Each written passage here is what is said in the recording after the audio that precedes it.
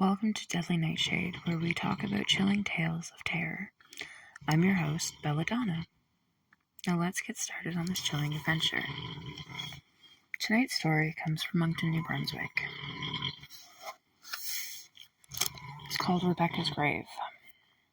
There's a slab of concrete on the side of a rarely traveled gorge road in northern Moncton. On the surface, there's nothing entirely remarkable about the concrete. It appears as if it might have been poured there quite by mistake many years ago and forgotten about. A ramshackle fence surrounding it from farm equipment, but the locals know what beneath it.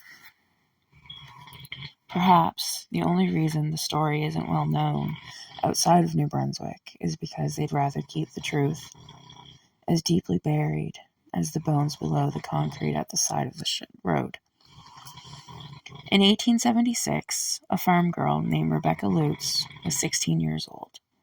Her family had been lured to southeastern New Brunswick from America with a land grant from the British. There was no shortage of farmable land in Canada, just a shortage of farmers. Many people immigrated from the States, Ireland, Holland, Germany, and other far-flagged countries to work the land and produce desperately needed crops. Many of the immigrants brought their own superstitions and beliefs with them to Canada. Misfortune, bad weather, illness, these could all be attributed to evil forces.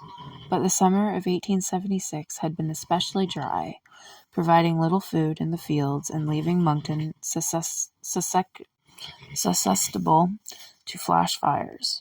A few families lost their barns and homes to raging forest fires, which only made the food shortage worse.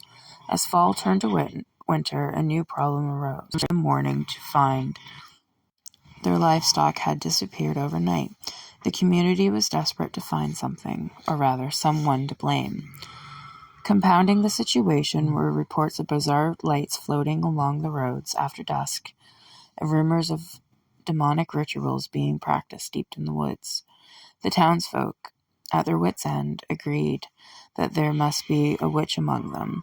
The story isn't clear on how they became to believe Rebecca was the guilty party, but it was said that she had been practicing witchcraft and had stolen the animals herself, using their blood for sacrificial purposes in her dark ceremonies.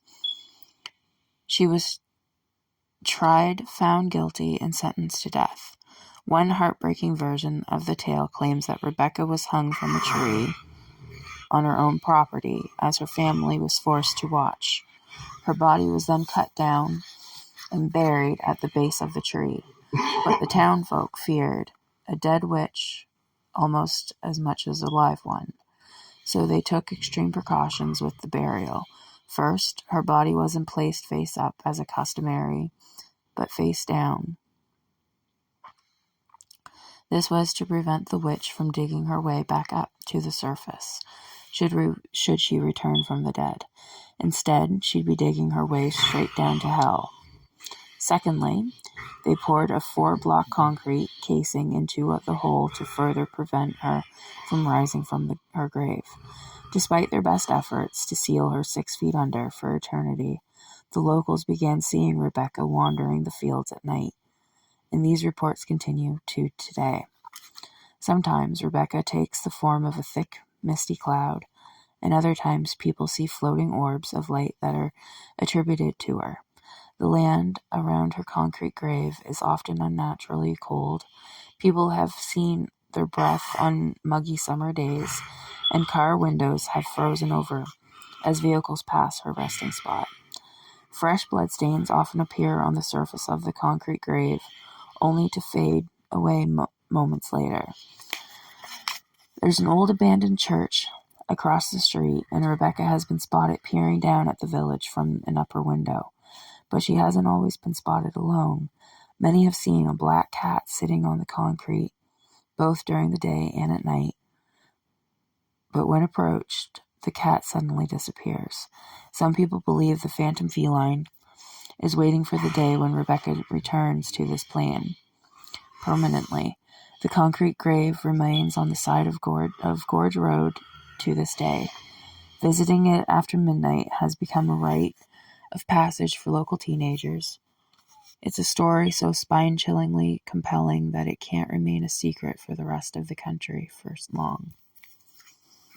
Hope you guys enjoyed Rebecca's Grave. If you liked it, please follow